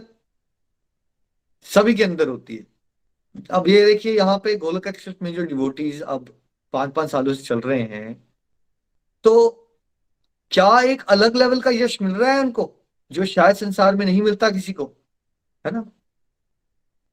भाई जो हाउस वाइफ हैं जिनको कोई पूछता नहीं है ऐसे संसार में, उनको इतना मान सम्मान मिल रहा है, ये कौन दिलवा रहा है उनको मान सम्मान? ये भगवान की भक्ति की तो पावर है। और बताइए और कौन से रास्ते में ऐसी पावर है, राइट? कोई रास्ते में ऐसी पावर नहीं है। वो सब देते हैं भगवान, मान सम्मान भी मिल रहा है, यश भी मिल रहा है, पावर भी आ रही है, जैसे हमने भगवत गीता के आखिरी चैप्टर में हम समझेंगे, सब कुछ मिल जाता है भगवान की कृपा से। तो ये नहीं सोचना है आपने कि आप भक्ति योग में चलोगे तो आपको कोई संसार में कमी हो जाएगी। वैसे संसार में कमी हो भी जाए अगर प्रभु को पाने के लिए तो कोई फर्क पड़ता है? कोई फर्क नहीं पड़ता। भाव यही होना चाहिए कि प्रभु में संसार को, जैसे अर्जुन ने कहा भगवान नारायणी से ना कोई बात नहीं, ले जाने दो उसको, मुझे बस आपका साथ दे दो। हमारा ये डिजायर होनी चाहिए अंदर से वेरी क्लियर, कोई इसमें चालबाजी नहीं होनी चाहिए भगवान के साथ। लेकिन वो बात अलग है कि जब भगवान के शरण में आ जाओगे तो भगवत धाम भी मिलेगा, लेकिन साथ साथ में आपको कोई भी और किसी भी रास्ते पे चल के जो इकट्ठा करने की कोशिश कर रहा है ना, वो तो सुगम रूप से भगवान की कृपा से ही आपको सरलता से मिल जाता है ना। इसलिए क्या कहा विनोद अग्रवाल जी ने भजन में, मेरा आपकी कृपा से सब काम हो रहा है, करते हो तुम कन्हैया, मेरा नाम हो रहा है। ये भाव कहाँ से आ रहे हैं भक्त के अंदर? वो फील कर रहे हैं ना भाई, हो रहे हैं ना काम। आप चल के देखिए भगवान के रास्ते में आपके ऐसे ऐसे काम, मैं देखता हूँ दोस्तों को वही रोटी कपड़ा मकान के लिए कितने उलझे हुए हैं, यार सारी चीजें इतनी सरलता से होना शुरू हो जाती हैं, पता ही नहीं चलता। ठीक है, बीच में परीक्षाएं भी आती हैं, फिर भगवान ही निकालते हैं, परीक्षाओं से बाहर निकालते हैं और आपको अगले लेवल पे एक आध्यात्मिक सिद्धि भी देते हैं फिर। ठीक है, तो भगवान के रास्ते में निश्चिंत होकर चलिए, भगवान आपकी मटेरियल लाइफ में भी आपको देंगे, आपकी सोच से ज्यादा मिलेगा आपको। ठीक है, लेकिन आपका फोकस मटेरियल लाइफ का कुछ पाना नहीं होना चाहिए भगवान से, क्योंकि फिर आपकी शुद्धि भक्ति जो है वो शुद्ध नहीं रहती, व्यापार बन जाता है। श्रीमद् भागवत गीता की जय, भरतनी एकादशी की जय। हरे कृष्णा कृष्ण कृष्ण हरे हरे, हरे राम राम राम हरे हरे। घर घर मंदिर, हर मन मंदिर एवरीवन। हरि हरि बोल, हरि हरि बोल। प्रीति जी के बाद चलेंगे हम कथा के लिए। हरी हरी बोल एवरीवन, हरी हरी बोल। बहुत ही अच्छा रहा आज का सत्संग। Thank you Nikhil ji for the wonderful सत्संग। चलिए अब हम एकादशी कथा की तरफ चलते हैं। आज बेसिकली वरुथनी एकादशी है, तो वैशाख मास की कृष्ण पक्ष की एकादशी को वरुथनी एकादशी कहते हैं। और इस दिन एकादशी का व्रत करने से व्यक्ति को जो है बहुत सारे पुण्यों की प्राप्ति होती है और उसके पुराने पिछले पिछले जन्मों के पाप जो है वो कट जाते हैं और मृत्यु के बाद व्यक्ति को जो है वो मोक्ष की प्राप्ति होती है। एक बार महाराज युधिष्ठिर ने जो है ये प्रश्न भगवान श्री कृष्ण से भी कहा था, पूछा था कि वैशाख मास की जो कृष्ण पक्ष की एकादशी है इसको क्या कहते हैं और इसको करने से क्या होता है, इसका क्या महत्व है।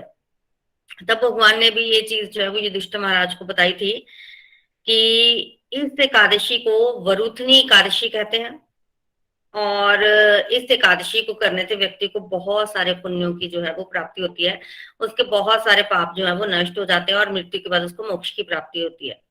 इस उपलक्ष्य में उन्होंने एक इतिहास भी सुनाया। मानधाता नाम के एक राजा थे जो कि नर्मदा नदी के तट पर जो है वो राज्य करते थे। राजा वो अच्छे थे, दानी थे, सदाचारी थे, नाम सुना होगा आप सभी ने। एक बार उनको मन में आया कि वो तपस्या करें और वो तपस्या करने के लिए ऑलमोस्ट जंगल में चले गए और वहां वो तपस्या कर रहे थे, ध्यान लगा के बैठे। और जब वो तपस्या कर रहे थे तो उनके पास ना एक भालू आ गया। भालू ने क्या किया, उनके पैर को मुंह में डाल लिया और चबाना शुरू कर दिया। इससे राजा जो है वो घायल हो गए और जब वो घायल हुए तो उनकी तपस्या थोड़ी सी भंग हुई और उन्होंने देखा कि एक भालू जो है वो उनको उनके पैर को चबा रहा है और फिर भालू ने ना उनको घसीटना शुरू कर दिया और दूर जंगल में अंदर ले गया। भालू दूर जंगल में अंदर चले गए। अब वो अपने आप को छुड़ा नहीं पा रहे थे तो उनको ऐसे लगा कि मृत्यु हो जाएगी, अब नहीं बचेगा शरीर। तब उन्होंने क्या किया, वो क्योंकि वो तपस्या ही तो कर रहे थे, भगवान का ध्यान ही तो कर रहे थे, तो उन्होंने ध्यान लगाया, भगवान विष्णु को मन ही मन याद किया, सहायता के लिए भगवान से प्रार्थना की। तभी भगवान वहां प्रकट हुए और उन्होंने अपने सुदर्शन चक्र से जो है वो भालू को मार दिया और मानधाता राजा की रक्षा की। राजा की रक्षा तो हो गई, पर क्योंकि राजा का पैर जो है भालू ने जबा दिया था तो राजा का पैर नहीं रहा था और उनके शरीर में भारी कष्ट भी हो रहा था और वो अपंग भी हो गए थे। तब राजा को समझ नहीं आ रही थी वो क्या करे, तो राजा बहुत दुखी हुआ और जब दुखी हुआ तो वो भगवान से ही पूछा कि प्रभु मैं क्या करूं। तभी भगवान ने उनको बताया कि तुम्हारे पिछले जन्मों के पाप थे जिसकी वजह से ये सब तुम्हें हुआ है, तो अगर तुम्हारे पाप कट जाएंगे तो तुम दोबारा जो है वो स्वस्थ हो जाओगे। तो तुम ऐसे करो, तुम चले जाओ मथुरा में और वहां जाके वरुथनी एकादशी का व्रत करो। तो यही एकादशी जो कि आज के दिन है, वैशाख मास की कृष्ण पक्ष की एकादशी, उसमें भगवान ने उनको व्रत बोल दिया और कहा कि इस व्रत का पालन करो और वराह भगवान की पूजा करो। जैसे जैसे भगवान ने कहा था मानधाता राजा गए मथुरा में और वैसे वैसे उन्होंने एकादशी व्रत का पालन किया। जैसे कि ये व्रत जो है वो बहुत ऑस्पिशियस है और पुराने पापों का नाश करने वाला है, हुआ भी वैसे ही। व्रत के प्रभाव से ना राजा के पुराने पाप नष्ट हो गए, उनके बहुत सारे पुण्य उदय हुए और पुण्य के प्रभाव से उनका शरीर जो है बिल्कुल पहले जैसा स्वस्थ हो गया। वो राज्य जो है वो खुशी खुशी करने लगे और काफी फ्लरिशिंग राज्य जो है वो उनका रहा है। तो हमें भी एकादशी का जो है वो इस एकादशी का जोर शोर से जो है वो पालन करना चाहिए। इससे हमारे पुराने जन्मों के पाप नष्ट होते हैं, हमें पुण्य की प्राप्ति होती है, मृत्यु के बाद जो है वो मोक्ष की प्राप्ति होती है और मटेरियल बेनिफिट भी मिलते हैं और साथ ही साथ जो है वो स्पिरिचुअल बेनिफिट भी मिलते हैं। तो बोलिए वरुथनी एकादशी की जय। हरे कृष्णा कृष्ण कृष्ण हरे हरे, हरे राम राम हरे हरे। हरि हरि बोल। हरी हरी हरी बोल। Thank you Nikhil ji, thank you Preeti ji, बहुत ही प्यारा सत्संग और बहुत ही आनंद आया। और आज बहुत कुछ हमें समझने को मिला किस तरीके से हमें अपने जीवन के टास्क को, जो हम ड्यूटीज मान चुके हैं, उसको रीअसेस करना है और समझना है कि क्या हमारे लिए सही है क्या गलत है। कुछ ऐसा तो हम नहीं कर रहे हैं जो हमें फंसा रहा है, कुछ ऐसी डिजायर्स हम भगवान के साथ तो नहीं कर रहे हैं जिससे हम फंस सकते हैं और फिर से इस जीवन मरण के चक्कर में फंस सकते हैं। तो हमें हर चीज का ध्यान रखते हुए आगे बढ़ना है, एक एक कदम फूक फूक के रखना है दोस्तों, और अपने आप को ज्यादा से ज्यादा भगवान की तरफ लगाना है, समय को ज्यादा से ज्यादा भगवान की तरफ लगाना है, जिससे हम Aahista Aahista 50 to 60 to 80 to 100% पे पहुंच सके और परफेक्शन की तरफ आगे बढ़ सके।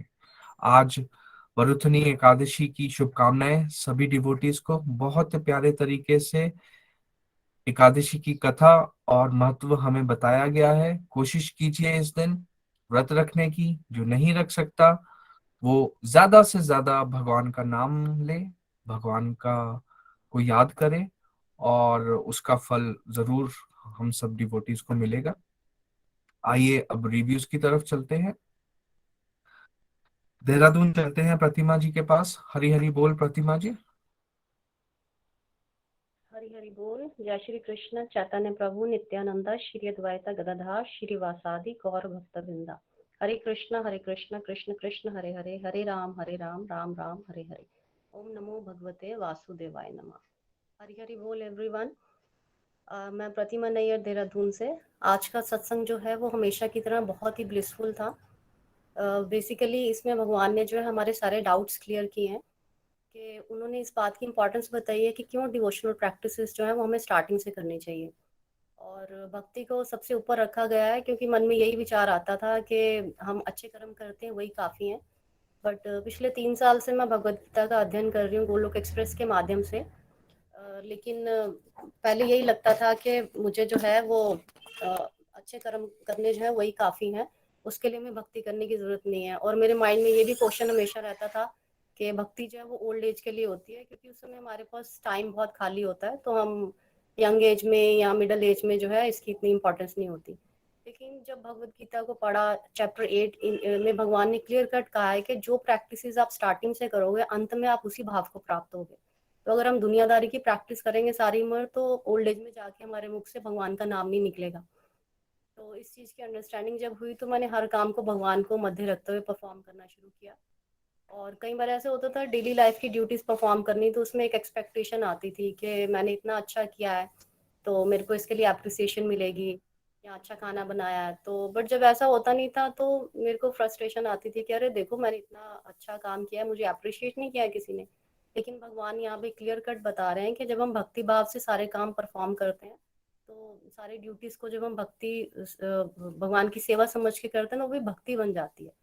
तो जब ये भाव चेंज हुआ, मन का एक्सपेक्टेशन की जगह पे भगवान का नाम आया, और मैंने वर्क प्लेस की ड्यूटीज, अपने घर की ड्यूटीज को भगवान की सेवा समझ के करना शुरू किया, तो अंदर जो एक एक्सपेक्टेशन और फ्रस्ट्रेशन आती थी वो धीरे धीरे ऑटोमेटिकली खत्म होती गई। और मेरे को बल्कि उसकी जगह पे मैंने इंजॉय करना शुरू किया इन सारी चीज़ों को। और मन में एक ऐसा भाव आया कि प्रभु थैंक यू, आपने भी मुझे सेवा का माध्यम बनाया, मेरी वजह से भी कुछ अच्छा हो पा रहा है, चाहे वो वर्क प्लेस पे है चाहे वो घर में है। तो उसके अलावा कई बार मन में आता था कि ठीक है हम किसी की हेल्प कर देते हैं तो वही काफ़ी है, तो इसके लिए हमें कुछ एक्स्ट्रा करने की ज़रूरत नहीं है भक्ति के लिए। लेकिन मैंने जब इस चैप्टर में समझा, भगवान ने भक्ति को सर्वश्रेष्ठ बताया। उन्होंने बोला है कि आप कुछ भी कर लो, लेकिन भक्ति जो है वो सबसे ऊपर है। तो जब इस बात की अंडरस्टैंडिंग हुई तो मैंने चैंटिंग, स्पिरिचुअल प्रैक्टिसेस जो है उसको अपनी लाइफ में ऐड किया, जिसकी वजह से काफ़ी चेंजेस आए मेरे लाइफ में, ट्रांसफॉर्मेशन आई, मैंने पॉजिटिविटी को फील किया।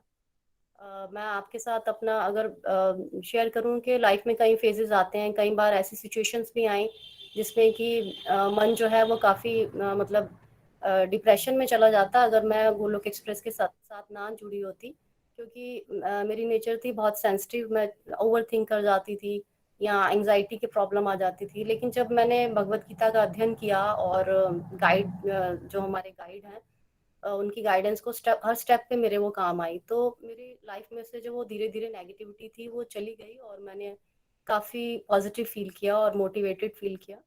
अभी मैं आपके साथ अपना एक छोटा सा एक्सपीरियंस शेयर करती हूँ। अभी कुछ दिन पहले की बात है, वर्क प्लेस पे काफ़ी टाइम के बाद मेरा एक नोन थे, उनसे मिलना हुआ। तो ऐसे ही बातों में पता चला, उन्होंने मेरे से पूछा आपका ये जो समय था 2-3 साल का कोविड के बीच का, ये कैसा रहा? तो मैंने उनसे शेयर किया कि ये तो मेरी लाइफ का बेस्ट पीरियड था, मैंने अपने अंदर काफ़ी सारे चेंजेस को महसूस किया और बहुत अच्छा लग रहा है मुझे, मेरी स्पिरिचुअल प्रैक्टिसेस भी बढ़ी। तो मैंने जब उनसे पूछा तो वो कहने लगे मैं लास्ट 2 ईयर से डिप्रेशन में हूँ और काफ़ी लो फेज चल रहा है मेरा, और मुझे समझ में नहीं आ रहा, मैं जो भी स्पिरिचुअल प्रैक्टिसेस पहले करती थी वो भी नहीं कर पा रही हूँ। तो मैंने उनसे भगवत गीता की कुछ लर्निंग उनके साथ शेयर करी।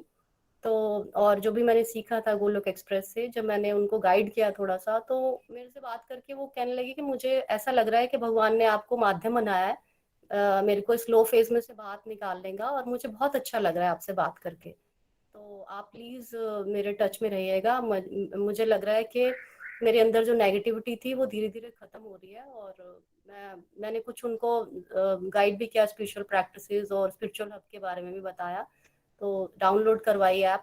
तो उनको फिर उसके बाद मेरे मन में आया, जब मैं जाने लगी तो हाथ जोड़ के खड़े हो गए और थैंक्स करने लगे कि आप जो है वो दोबारा मतलब जल्दी मिलना होगा। तो मेरे मन में बहुत खुशी हुई, मुझे लगा कि अरे कहाँ हम पहले दुनियादारी की जब बातें करते थे तो एक दूसरे से ग्रजेस बना लेते थे, और आज देखो जब भगवान का नाम आ गया मध्य में, तो ये जो है एक तो रिलेशन स्ट्रांग हुआ, और दूसरा जो है मुझे थैंक्स किया मैंने भगवान का कि आपने मुझे माध्यम बनाया कि किसी की लाइफ में जो है मैं कुछ पॉजिटिविटी ऐड कर पाई।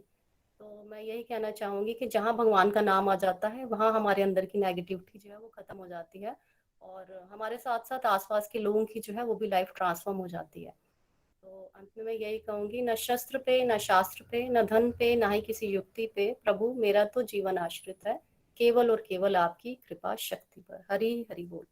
हरी हरी बोल प्रतिमा जी, बहुत ही प्यारा आपका अनुभव था और बहुत ही आनंद आया। और आज के सत्संग से रिलेटेड बिल्कुल आपने आज हमें बताया कि किस तरीके से जब हम स्टेप्स आगे लेते हैं तो किस तरीके से जो सारे जगत के लिए बहुत खतरनाक समय था, वो किस तरीके से डिवोटीज ने उसमें अपनी स्पिरिचुअल ग्रोथ करी, स्पिरिचुअल डेवलपमेंट करी, और किस तरीके से उस समय को यूटिलाइज किया और हर एक इंसान पॉजिटिव रहा।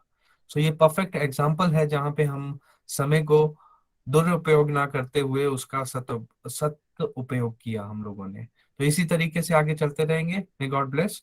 आइए आगे चलते हैं बबीता जी के पास। हरी हरी बोल बबीता जी। हरी बोल फ्रेंड्स। मैं बबीता महाजन गुरदासपुर से। बहुत ही दिव्य सत्संग, हमेशा की तरह बहुत ही आनंद आया। और इस चैप्टर से मैंने यही समझा, जैसे कि हम पर ब्रह्म के बारे में हमें पता है कि भगवान कृष्णा भगवान ही जो है पर ब्रह्म है, लेकिन ब्रह्म में जो है हम लोग कंफ्यूज हो जाते थे। ये चैप्टर पढ़ के क्लैरिटी हुई कि आत्मा का ही दूसरा नाम ब्रह्म है। और जैसे जैसे आगे बढ़े और पता चला कि हर एक का ब्रह्म जो है, हर एक ब्रह्म का एक अध्यात्म होता है, जो कि बिल्कुल भी पता नहीं था। और मैं अपना बताऊं तो मैं कंफ्यूज हो जाती थी दूसरों से कंपैरिजन करके, और खुद के अध्यात्म को पहचान नहीं पाती थी। लेकिन जैसे जैसे गोलोक एक्सप्रेस के साथ जुड़े, भगवत गीता पढ़ी, और ये बातें जो है समझ आनी शुरू हो गई। और जो मैं बता रही हूँ कि मैं कंपैरिजन करके जो है बहुत ज्यादा डाउन जा रही थी, तो पता चला कि हर एक का अध्यात्म डिफरेंट डिफरेंट है। जैसे कि निखिल जी ने आज भी बताया कि सुदामा जी का अध्यात्म सखा भाव था, भगवान हनुमान जी का दास्तव भाव था, माँ यशोदा का जो है वो वात्सल्य भाव था।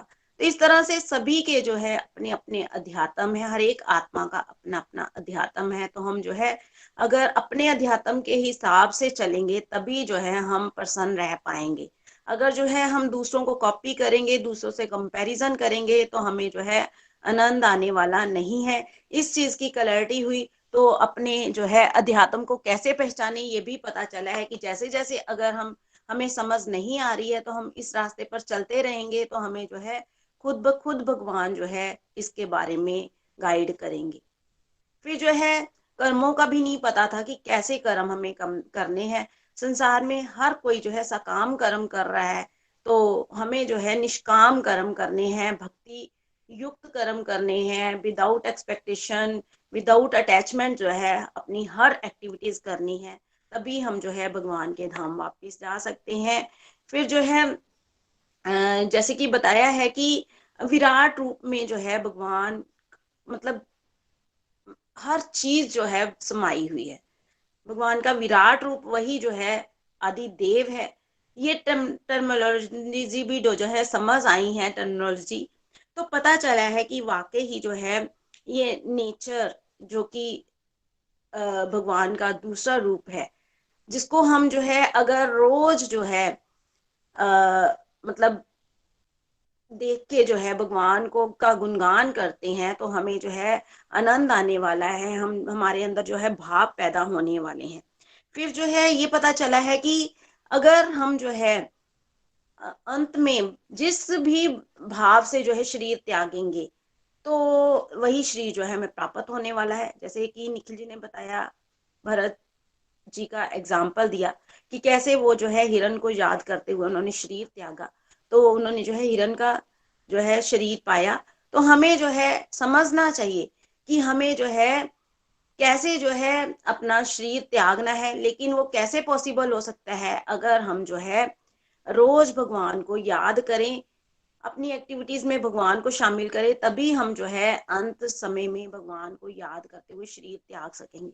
बहुत अच्छा एग्जाम्पल दिया है निखिल जी ने कि देखिए जैसे कि अगर हम जो है जिस चीज को प्रायोरिटी देते हैं वही चीज जो है हमारे दिमाग में घर कर जाती है। निखिल जी ने अपना भी बताया कि कैसे वो वीडियो गेम खेलते थे, तो वही चीजें जो है घूमती रहती थी। मैं अपना भी बताती हूँ कि मैं कैंडी क्रश खेलती थी गोलोक एक्सप्रेस के साथ जुड़ने से पहले, तो रात को सोते वक्त भी वही जो है कैंडीज मेरे दिमाग में घूमती रहती थी। तो इससे जो है जब मैं गोलोक एक्सप्रेस के साथ जुड़ी तो मुझे ये चीज की क्लैरिटी होनी शुरू हो गई कि अगर हम जो है ये कैंडी क्रश खेल रहे हैं तो वही चीजें हमारे दिमाग में घूम रही हैं, तो क्यों ना हम जो है भगवान का ध्यान करें, स्क्रिप्चर्स पढ़ें, भगवान की लीलाओं को देखें, तीर्थ यात्रा करें, भगवान के धाम के दर्शन करें। अगर हम ऐसा करेंगे तो भगवान की लीलाएं हमारे दिमाग में घूमेंगी। अगर हम जो है हरि नाम करते हैं तो उस समय भी भगवान की लीलाओं को याद करते हैं, तो डेफिनेटली अगर हम ऐसा करते रहेंगे तो हम जो है अंत समय भी भगवान को याद कर पाएंगे।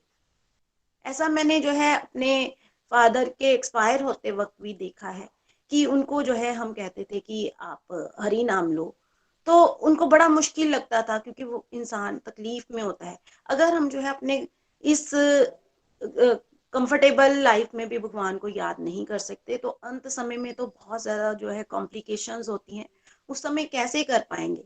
इसलिए जो है हमें आज से तैयारी करनी है। हर समय जो है ये भगवान ने ये भी नहीं कहा कि आप अपनी ड्यूटीज को छोड़कर जो है भक्ति करो। भगवान ने कहा है, जैसे कि अर्जुन को कहा है कि युद्ध भी करो और साथ में जो है भगवान को याद करो। हमें भी जो है अपनी ड्यूटीज करते हुए जो भगवान को याद करना है, लेकिन हमने अपनी ड्यूटीज की जो है डेफिनेशंस को स्क्रिप्चर्स के अकॉर्डिंग रखना है, ना कि दुनियादारी के लोगों को, क्योंकि दुनियादारी के लोग हमें जो है बहुत ये समझाते हैं कि ये भी आपकी ड्यूटी है, वो भी आपकी ड्यूटी है। लेकिन अगर हम जो है भगवत गीता पढ़ रहे हैं, हमें अब समझ आ गई है कि हमारी ड्यूटीज क्या हैं। हमने जो है ड्यूटीज की डेफिनेशन को दुनियादारी के अकॉर्डिंग ना लेकर स्क्रिप्चर्स के अकॉर्डिंग लेना है। हरी हरी बोल। Thank you so much Nikhil ji. Hari Hari. Hari Hari बोल बबीता जी, बहुत बहुत धन्यवाद, बहुत ही प्यारी अंडरस्टैंडिंग, मे गॉड ब्लेस।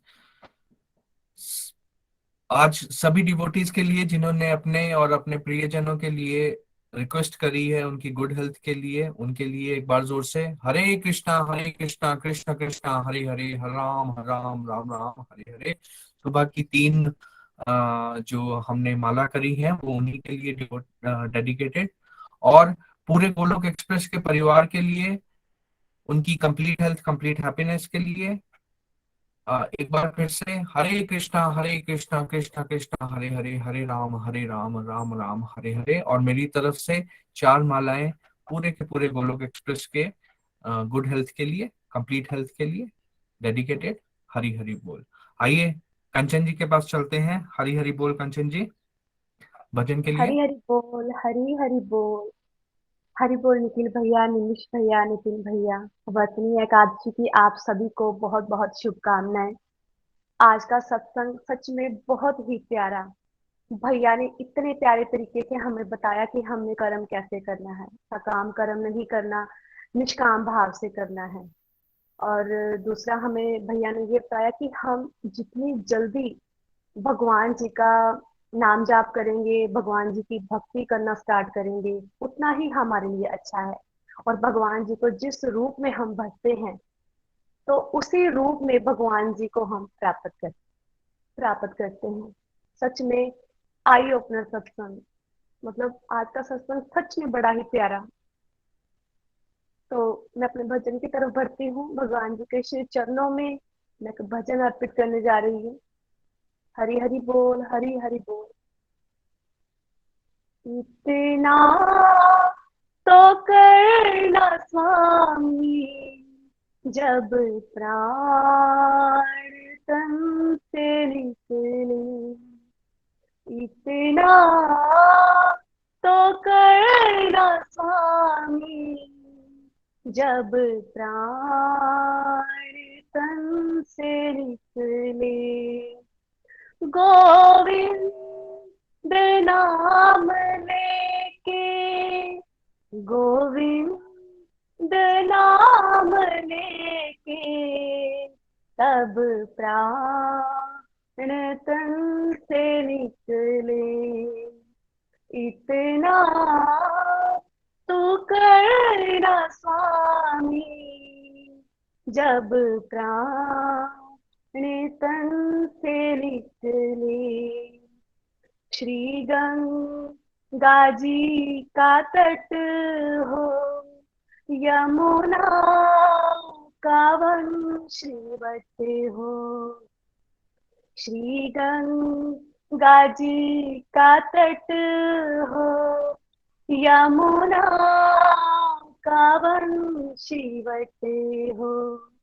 मेरा सांवरा निकट हो, मेरा सांवरा निकट हो, तब प्राण तन से निकले। तब प्राण तन से निकले।